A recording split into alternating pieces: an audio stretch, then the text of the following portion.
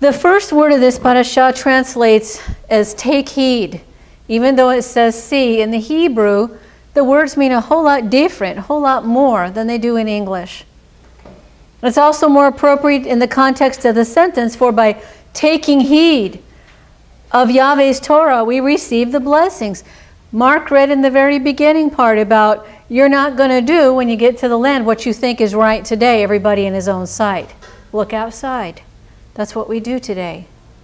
And we teach it to our children. What is right in their own eyes is right. And Hashem says throughout the rest of the parashah, even as far as we went, that you'll do what I say is right, the ways that I say are right. And if you don't, you'll receive the curses. And we're starting to receive them now. We will suffer these curses if we ignore his commands. God doesn't say take heed of some of them, or whichever ones are convenient for you today. The curses for not obeying his commands are becoming more apparent as we enter in the time prior to the tribulation. Earthquakes, floods, drought, famine, wars, numerous plane crashes and disappearances, severe hurricanes and tsunamis, children who dishonor their parents more than ever before, and the ever-growing loss of sanctity for life are some of the issues that we're reading about that we're experiencing every day. It doesn't shock us anymore. That's sad. That's very sad. Because remember when you first started hearing about these things, everybody glued themselves to the TV. Oh my God, this happened? Now it's like, oh, here goes another one. Here's another one. We see a trend towards more human anxiety, fear, and despair for those who do not know the God of Abraham, Isaac, and Jacob. We need to stay on the other side of that. We don't have anything to fear if we are loving God and learning to follow his Torah and doing what we know to be true. We don't have anything to fear. If we've ever seen somebody who observes the living and written Torah of God, you realize, you know those people. They exude this air of peace about them in the midst of everything else that's going on. And if you don't have that kind of peace, you need to get it. And how do you get it? The Torah says you get wisdom from above. You study Torah. You ask, you seek, you knock continually. And the Ruach HaKodesh will reveal things to you as you study the Torah that you've never known before, and sometimes reinforce those things that you thought you knew before but really didn't grab a hold of. These individuals study God's Torah and they're learning to understand everything works to the good for those who love God and are called according to his purpose. They also know that God will never leave nor forsake them in the storms of life, and we'll talk more about that in a minute. Verse 27, quote unquote, that you hearken, is explained by Rashi as meaning that the blessing will come to you only on the condition that you take heed and hearken to the commandments. That's validated throughout the Torah. He says this over and over and over again. If you do this, I will do this. But if you don't do this, then you're going to suffer. You'll be afraid of everybody and everything. Look at us today. We live in gated communities that used to be a sign of affluence. Now it's protection.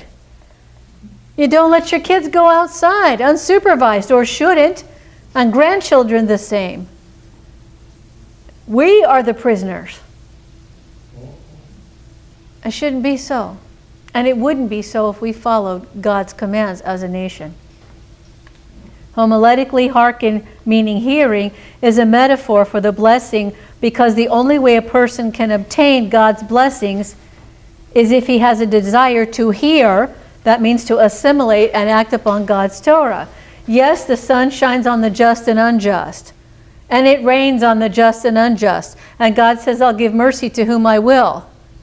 But in the end is where you're going to see the difference. The implication for us is that we must develop the ability to discern and act upon that which is essential from all the competing messages that we're being inundated with on a daily basis. From the bima, from media, from the pulpit. All of these different places, we have to be careful and know what is being said is true or not. Unfortunately, many people are sitting in congregations like lemmings, ready to run off the hill past the first one and never check out anything. To just believe what the person up here says because they're up here, quote unquote. It doesn't mean anything. Check it out. And that's why we always put the verses in there for you, so you can check it out. Some may say that what right does God, this one that you follow, have to tell me what I can and can't do? And the answer is simple.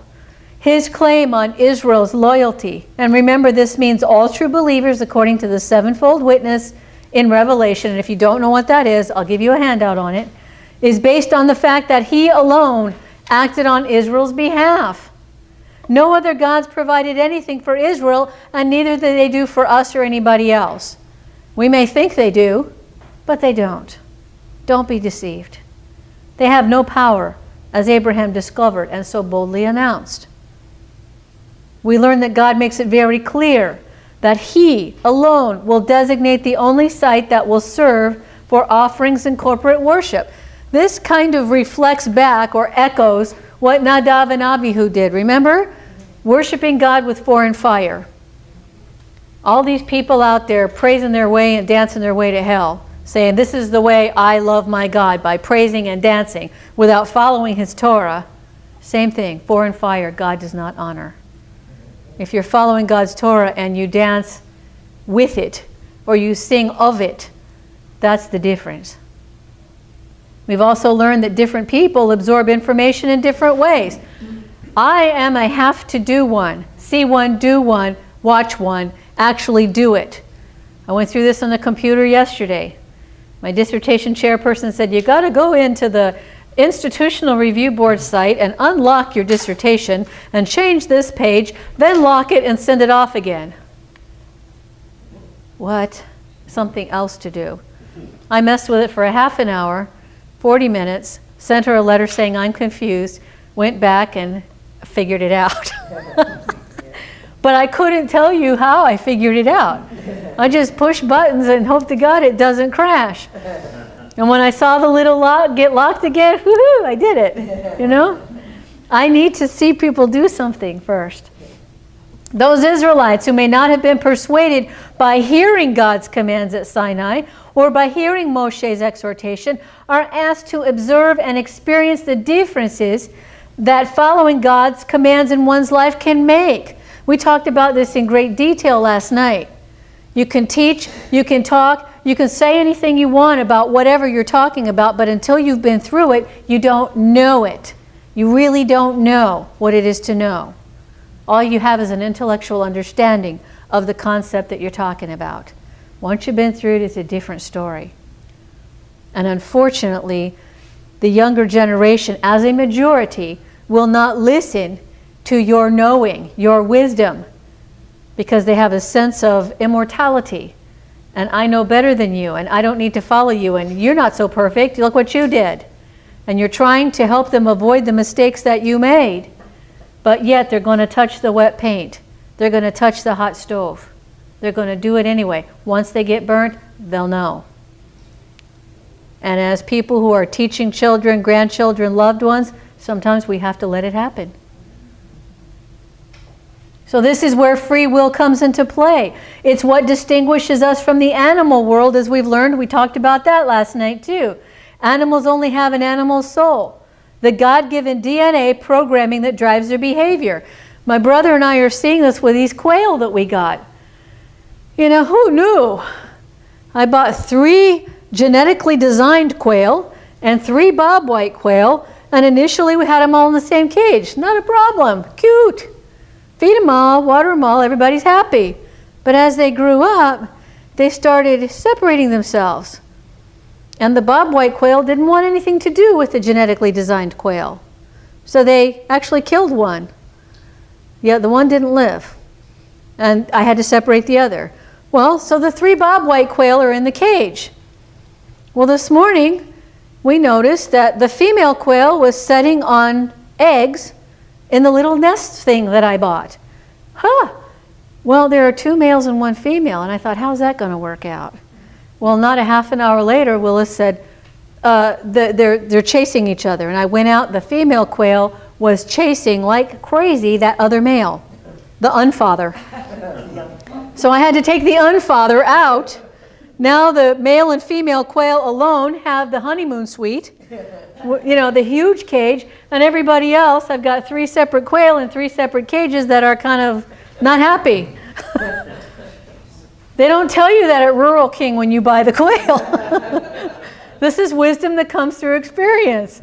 So if you ever choose to buy quail from Rural King, check it out first, okay? All right. So this is the animal soul. That female was going to tear apart that little male, and the real father was just kind of sitting there watching. Go, baby, go. Kill him. Defend those babies. So we'll see what happens if she hatches them out. We have the animal soul and the spiritual soul.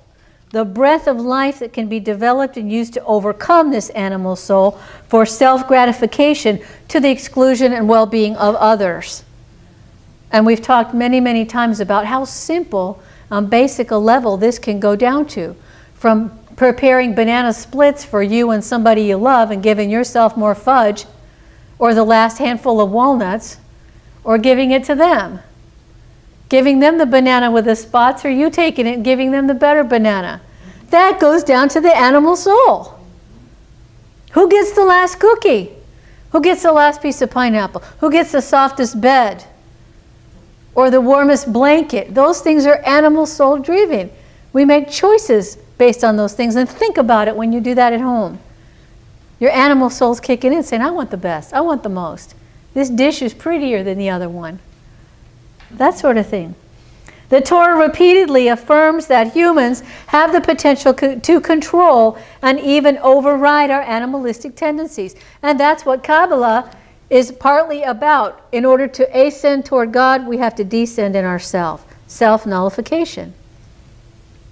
Human cruelty is seen more often as we progress toward the last days, and this is a result of choice. It is choice. This devil made me do it stuff. You may be infused or possessed by a demon, but you've allowed it to be so, if you are. You have allowed your mind, your heart, your being open. You've left it open for occupation by other than God. Another interesting aspect of this parashah is that God arranged the giving of the commands so that everybody saw them and experienced the thunder and the lightning and the sound of the shofar and the mountain smoking. And I gave you the verses here. The Hebrew root word is the same for see in Exodus 15:18, and the first word of our parashah in Deuteronomy 11:26, which also means take heed. So one person seeing something, you might blow it off and say, hey, they're hallucinating. They're tired, or they need glasses. But when you have 2.5 or 3 million people seeing it, kind of hard to argue. In verse 28, we're warned not to follow gods of others. Did you hear what Charlie was saying in the Torah about what God says to do with family members, loved ones who try to lead us away? You kill them. In today's context, some cases we may have to leave them. If somebody is leading you astray, you've got to separate yourself in some way. And that's God, and that's not me saying that. So if you find yourself keeping the peace in your family by not observing God's Torah, you need to rethink your priorities. One who is considered guilty of idolatry in God's economy is one who repudiates the entire Torah and rejects Yahweh Elohim. Oh, don't go to Shabbat today. I really want to go to the Micanopy Antique Festival. That's hugely popular down here. Or the one coming up in Cedar Key. That's a big one on Saturday and Sunday. I want to go on Saturday. Well, okay. You're treading on very thin ice when you do that. We should examine ourselves carefully and see if we place anything before our service to God. If we think we're perfect in this area, we have to take the attitude of the psalmist and ask him to search our hearts and reveal any unclean thing. Talk to God. Psalm 139 says, search me, make in me a clean heart. And he will. He'll recall to you things we were talking about last night, sins that you are actually held accountable for that at the time you might not have been aware of. There is a sacrificial system or allowance for that. And God says there are sins that you are guilty of, that you are held accountable for, that will be recalled to you, and you will know them later, and then you repent of them. Self-promotion, convenience, overextending ambition, physical desires, family and friends are just a few examples where people forego serving God and keeping Shabbat. Once again, we're also commanded to neither add to nor subtract from the Torah in chapter 13:1. And as an illustration of the consistency of God's Torah in the Old and quote-unquote New Testaments, this warning is repeated in Revelation. Orthodox Judaism and Christianity have added to Yahweh's word by imposing their own additions and abrogation of some of God's commands in efforts to meet denominational agendas. We talk about this all the time because most of you have come out of Christianity. Some additions and subtractions are in direct conflict with God's Torah. Examples in the Christian realm is teaching people they can eat whatever they want. That God is all love. And that we can celebrate Shabbat on any day that we designate as holy. For now, it's Sunday for most people. Making homosexuality just another accepted lifestyle. Even to the extent of some religious institutions ordaining them. Why don't you just take a pig and stick it up there and teach the people in the congregation to understand oinkies? Why not? It's an abomination either way. Examples of adding to God's Torah in Orthodox Judaism includes all of the extra rabbinical commands that constitute and even separate the oral Torah from God's Torah, some of which contradict God's Torah, and the equal and often elevated the status that they attribute to the oral Torah. Man-made laws that become spiritless repetition. It's one thing to do the animal sacrifices. It's another thing to do them with heart. And that's in Isaiah what he says. I don't want your sacrifices. I don't want all of these things. And Christians jump on that and say, see? They missed the rest of the story. They didn't read the rest of the paragraph because your heart's not in it. And that's with everything you do. You go around telling people, wearing tzitzit or telling people that you belong to the God of Abraham and Isaac and Jacob, and you go gossiping around the corner 5 minutes later. What have you done? You've not only ruined your testimony, but you've given God a bad name because he's not important enough for you to separate yourself from all that we're being inundated with. This spiritless repetition is the Torah that Yeshua and Shaul spoke against. Rabbinical Torah, not God's Torah. And not rabbinical Torah in totality. Many of those laws are valid, but it's the heart that counts. The concept being all the letter of the laws, some of which are not God's Torah, and not applying the spirit of the laws taught by Yeshua. You got to keep the phone book together.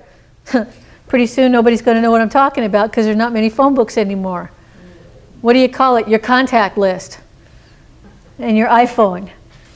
We learned in Kabbalah last week that Yeshua, as the middle pillar, taught and lived the balance between law and grace, justice and mercy. And by altering God's Torah, man is saying that the Torah of God isn't perfect, not applicable to contemporary times, no longer in effect, and can only be correctly interpreted by one or more rabbis who may or may not have sought the guidance of the Ruach HaKodesh. You get a bunch of rabbis together, it's just like getting a bunch of anybody else together, educated or not. They're going to be infused, their decisions are going to be infused with their experiences, all the experiences they've had. It's like Willis was said, what an irony it is that Catholic priests could be marriage counselors. How? So I went back to the idea, intellectually, you can teach anything, but you really don't know till you've been there. So how much credibility do you give to that person? Verses 2 through 6 address false prophets. The word prophet translates as a proclaimer of Yahweh's word. A preacher, a pastor, or a rabbi fits the description within this context. I don't sit up here with a Ouija board or a, what's that ball, that round ball? Magic 8 ball. Magic 8 ball that you used to shake up and, you know, yeah. and sit up here and look at the darn thing and then say, oh yeah, the answer to your question is, uh-oh, the ball's broken. You know, check later. Yeah. A particular point of interest is that we are warned to beware of prophets who perform signs and wonders. Not all miracles are from God. And I've seen people attending this congregation who have had things happen to them that swear that they had a vision of Christ, a vision of God, and what happened to them at this healing seminar was of God. No. Yeshua does not use dog and pony shows to heal people. Not all miracles are from God. And this person is led away. Scripture explains that such signs and wonders are by false prophets to test us. You go to a Benny Hinn or fly in the wind hair guy wearing an eelskin suit healing seminar. What is that? Do you see that in Torah anywhere? No. You don't. So that's the first problem, going to the darn thing in the first place. I used to see a patient who taught healing classes, how to heal. And I said to myself, you know, you're teaching how to heal, but you're coming to me as a medical professional to fix you. You have limits. Where does your limit end? What's your specialty in healing? There's something wrong with this picture. We can't take command of that. God is in command of that. Most people who experience a miracle automatically attribute it to Yahweh.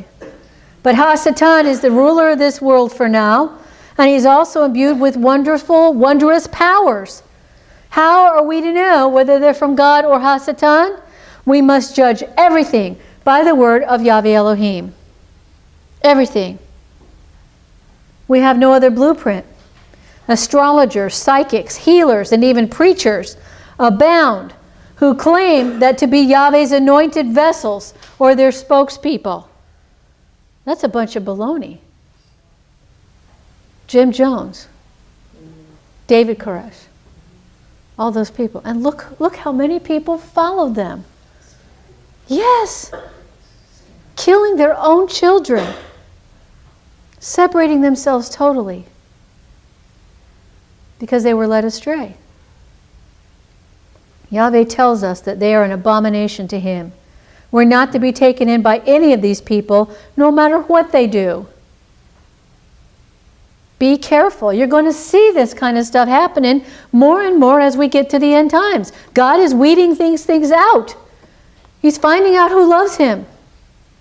He already knows who loves Him. It's the weeding out for us to figure out. Do we love Him, or are we going to, how easy it is for us to be led astray. How easy.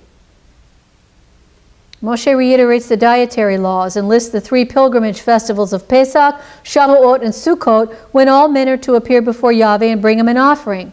We are not to appear empty-handed when we come to shul, synagogue, on these special occasions. I don't care if you put a quarter in the box. On these special pilgrimage festivals, do something, because it's biblically mandated. More than this, we're to offer our very best. This is where the regulation applies to defective animals as sacrifices, or the bruised banana, or the bottom of the mustard jar, right? We need to give the best. Doesn't it seem that if our intentions are good, that should be sufficient? Well, it's not so. And we have evidence of that in the story of Cain and Abel. Abel brought the best animal of his flock, but Cain brought a sacrifice from crops. He didn't even bring an animal sacrifice. Believe me, by this time, they knew the difference. Were these guys Jews? No. Point that out to your Christian friends. Why did Cain feel justified in giving of his crops to Hashem? We have to understand the importance of our attitude in performing these commands.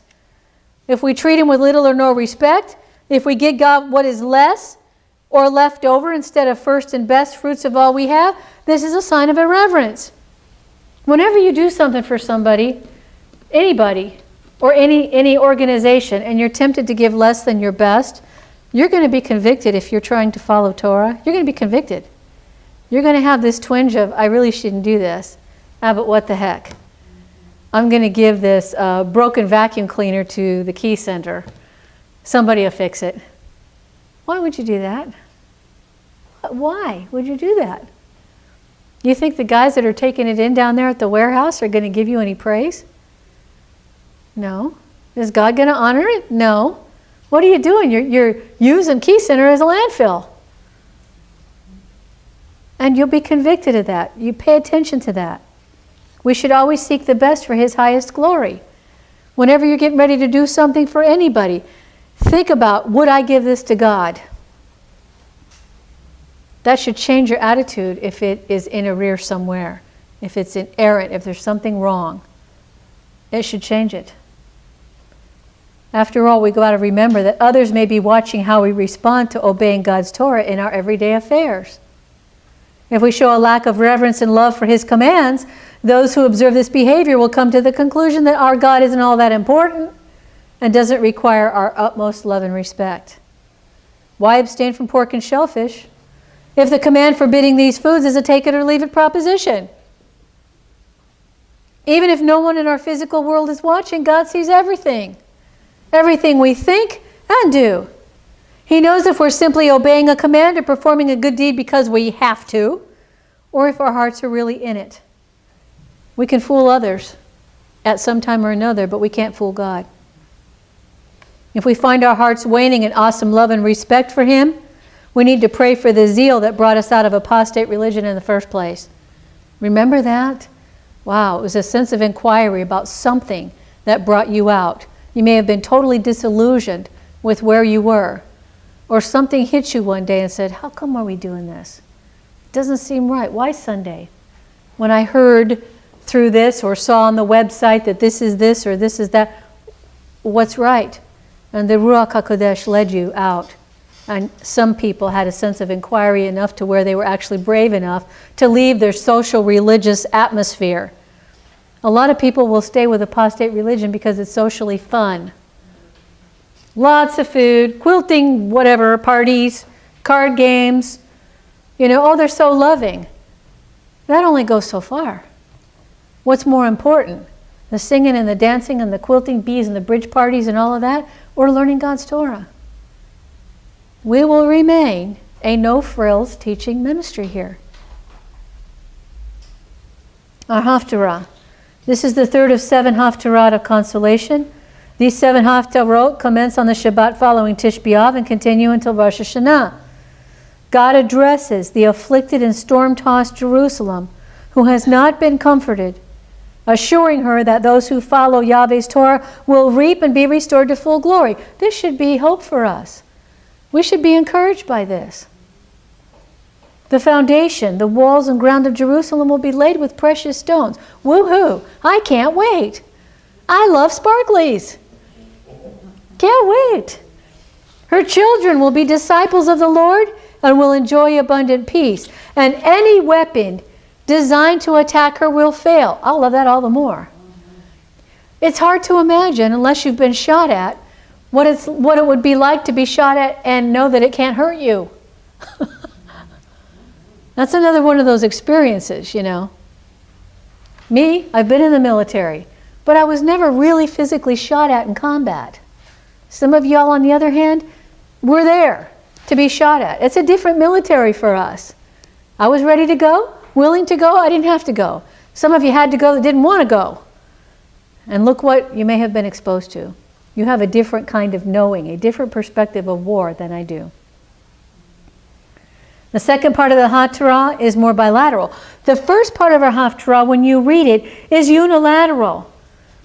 God makes bold promises for spiritual and physical transformation where nothing is demanded of the people. They will have repented. They will love God. And they will be part of God. The second part of the Haftarah is more bilateral. God repeatedly calls on the nation to turn to Him. You see, this is required. He's actually doing this today as we experience more and more the things Yeshua spoke of in Matthew as part of the end times. Isaiah invites the thirsty, when you're prompted to ask questions, you're getting an uneasy feeling about where you're at in your other religious institutions, to study, to ask questions, take the time to leave, and be brave enough to walk off. He says that Bnei Yisrael, the children of Israel's moral influence in the world, will be so great that nations of whom Bnei Yisrael have never heard will flock to her. He promises the nation an everlasting covenant similar to that made with King David. And this is also an allusion to Messiah Yeshua, who will be revered by all nations finally. What a difference. Have we ever seen that? We've never seen that. Even in the 50s, some of you who were raised in the 50s, it wasn't a total love of God. There was still some problems with rebellion. It just wasn't as prominent as it is today. And you know the beauty, the fun it must have been to be raised in the 50s. All I can do is watch Happy Days and get an idea. But y'all who lived it, that had to be such a cool time. You know, when the big deal for teenagers was to go down to Al's restaurant or whatever and get chocolate shakes and dance or football games or whatever. And today they're fighting for their lives in their schools. Yeah. And they're fighting against every gang and everything that's coming, ISIS, Hamas, that are trying to recruit them. God be with them. There's a lady at the bank, and she's so sweet, and she's got a cute little 2-year-old boy, and she's going to have another baby in January. All I can do is think to myself, my God, may the rapture occur and take those kids before they're exposed to the things that are coming, because she doesn't have a clue. A rhetoric of assurance is described through the use of Hebraic particle hine or hin, behold or surely. In the first part, there's an emphasis of freedom from fear. Although the translation isn't direct, this particle also alludes to the promise of Zion's riches and emphasizes Israel's new and dominant role among the nations. In the Hebrew, we can see the text evokes a sense of immediacy of God's presence with a very decisive tone.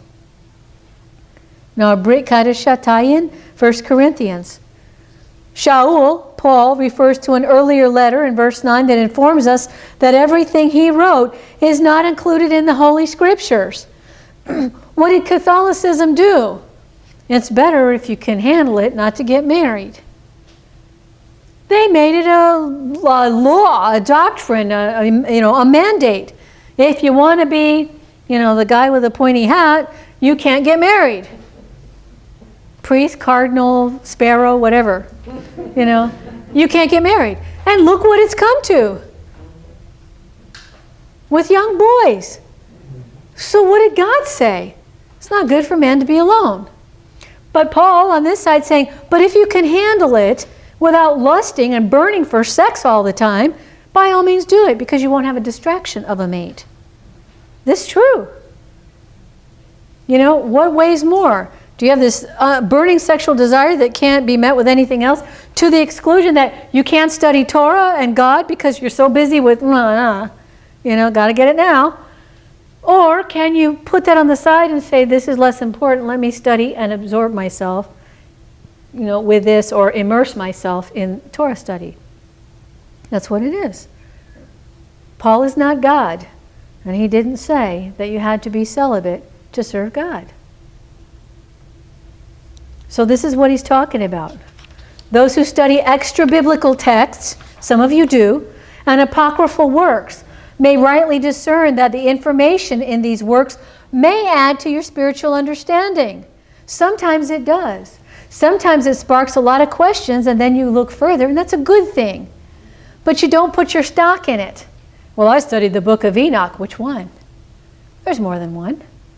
What about Jasher and Josephus and all of these books? Who are these guys? Some of these guys were around in earlier biblical times, so they have some insight that you don't get out of the Torah. But don't put your whole basket of eggs on top of it.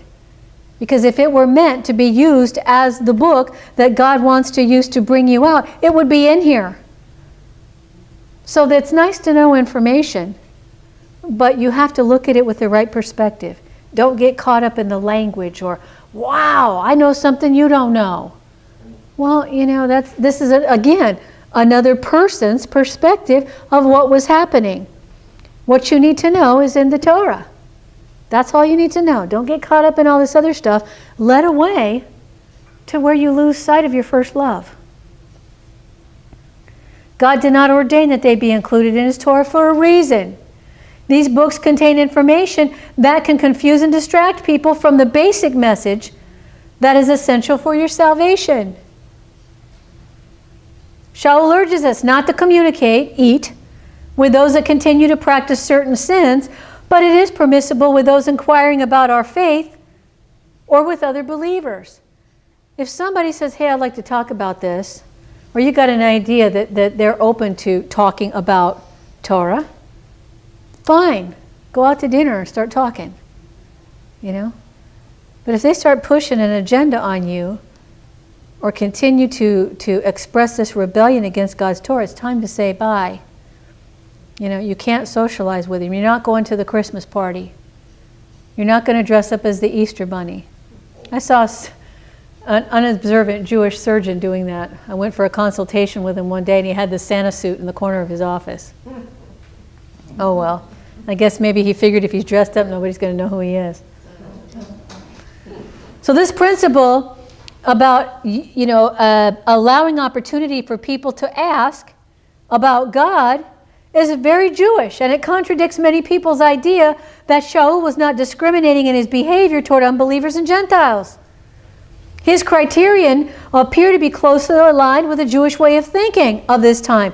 Separateness from that which is defiled, even if it's family. Chapter 12:1 gives us a warning. Because we've been so far removed from the spiritual realm for so many years, but some of us are now rediscovering it, we lost the ability to discern the spirits. And we must remember that not every prompting or feeling is from Yahweh. Some of our own feelings are superimposed on our desires. Others may be from a spiritual realm, but from Hasatan and his demons. And during the time of this writing, there was a heresy of the Docetists, it's called dokentusi, it's a Greek word, who taught that Yeshua did not come bodily, but was a spirit that only appeared to be human. This is a teaching. This is a whole religion. They considered flesh as too low a level for such an exalted figure as the Son of God. Look at this distorted way of thinking. Therefore, he wasn't crucified or resurrected. You see, you start with the wrong premise, you're going to end up with the wrong conclusion.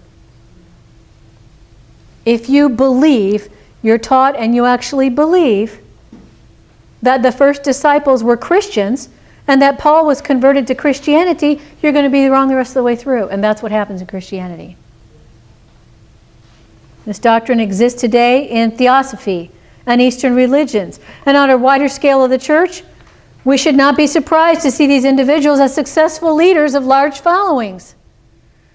People who are of the world with their own demonic influences desire to hear and support them. Yochanan recognized such a category of people, and his advice was to ignore their message and not to be preoccupied with attempting to win them over. That's another area where we have to be very careful. We cannot save anybody. Don't waste your time on people over and over and over again who say, yeah, but. Well, you say this, yeah, but. What does he say to do? What does Yeshua tell us to do? Yes, and leave. You don't cast your pearls before swine. All right? You give them a chance. You give them the information. You make it available for them to pursue. You don't do it all for them. I used to do that. I used to copy all kinds of papers and give all kinds of information, and I learned, how stupid am I? I'm doing all the work and they're not even reading it. Rebbe had the same problem. Don remembers. Rebbe he would stay up all night answering questions that people would ask. And then he would ask them the next week. What did you think of, what I said? Do you have any questions? Oh, well, I didn't have time to read it. What? That was the wrong thing to say to him. Anybody who knew him would have known that. And I understand now. If I'm going to spend all night trying to help somebody understand something, you better read it. Because it will be the last time that I do it if you don't. We should use our guideline that whoever knows Yahweh listens to us, or whoever is prompted by the Ruach HaKodesh, that sense of inquiry, something will be sparked in them to listen. Whoever is not from Yahweh doesn't listen to us. And we can take peace with this biblically based truth. It's in the Torah. Verse 8 reminds us that in the millennial kingdom, things will be done by God's rules, sacrifices and all. This is another great verse to highlight and share with those people who argue that sacrifices are done away with forever and that to practice them again is to re-sacrifice the Lamb of God. These people are spiritually ignorant. Ezekiel chapters 40 through 48 describes how these things are going to work, including reinstitution of the sacrificial system.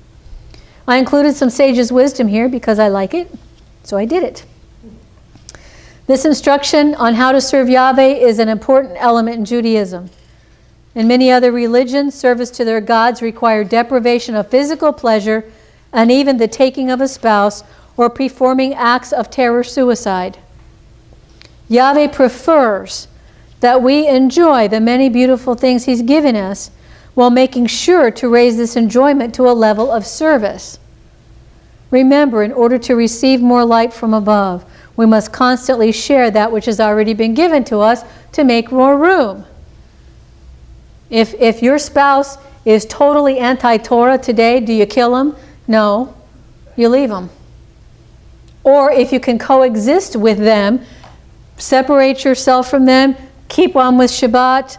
If that's possible, you do that. Paul alludes to that too. He talks about that. As long as you could possibly tolerate each other in the same house, you do it. Because there's always a chance that that non-believer may come into following God because of your witness. You constantly going to Shabbat. You constantly observing the dietary laws. You constantly doing this and that, making very clear to them, hey, husband, I am not going to prepare and do these shrimp and pig for you. You're going to have to do it yourself. I'm having no part of it. So I told my brother, we were watching Chopped the other night, and the ingredients in the basket, y'all know what I'm talking about? Have you ever watched Chopped? Okay, 4 chefs have to do an appetizer, a dinner, and a dessert for these chef judges. And they have to take these ingredients that they don't know at the time and make something creative and something that tastes good. Well, the main ingredient in this dinner menu was Rocky Mountain oysters. And people are going, what am I supposed to do with this? And of course I said I could never be a judge because they have to try these things. And one of the guys undercooked them. And he didn't cut them out of the membrane. So they're poking and trying to get it and then saying, well, these are very difficult to eat. So we really can't test this plate. And I think that guy got chopped at that point. But they have things like that. The cow eyes and, these things that it's like, I'm not going there. I said, well, that would leave that out of our career repertoire because we're not allowed to eat them, nor would I want to. No. When I say I have more chutzpah than most people, it's not that I'm talking about. All right. And you shall rejoice before Yahweh, you, your children, your servants. This is chapter 12, verse 12. Why a communal command? The Torah does not promote enjoying happiness alone to the exclusion of sharing it when possible. Sometimes it's impossible. Sometimes you're going to be somewhere. Don might be in a hotel room somewhere during a festival or Shabbat. He can celebrate it where he is. He doesn't have to be with us. But if he can be with us, that's the thing to do. Why? It makes you happier. It does. To be around other believers. And look what you share. Pineapple cookies, all this other stuff. It's a joyous thing. This whole sacrificial system of God was sharing food, breaking bread together. When enemies reconciled, what did they do? They broke bread together. That was a sign that everything's okay now. And it's meant to be that way, and it is. Unfortunately, in America, it's a social, a social good thing, social activity to our detriment of our health. Going to social events every week or every day and eating and eating and eating and eating and not knowing when to stop. Moderation. So this is one reason why you encourage fellowship by attending services together. Yes, you could celebrate Shabbat at home, man and wife, alone. You could celebrate Pesach. But look what you miss when you're not with the congregation. And indeed, the people of Israel were together through the desert, through the whole thing. They celebrated everything together. And we learn together when we see each other and share with each other, within an environment of love and concern for each other. There would be a whole lot less suicide and problems associated with that sort of thing if people who were depressed and felt alone would congregate themselves, would join congregations and see what it's all about. Instead of feeling like they're the only one, there's no need for me, I'm not wanted, there's no purpose. Totally out of line with what God's Torah teaches. Every one of us is a precious jewel in the tapestry of God. All right, Shabbat Shalom. For more information, you can go to our website at rabdavis.org, and we invite you to ask questions. There's a link for asking the rabbi, and I'll be happy to answer any questions you may have. Thank you for watching.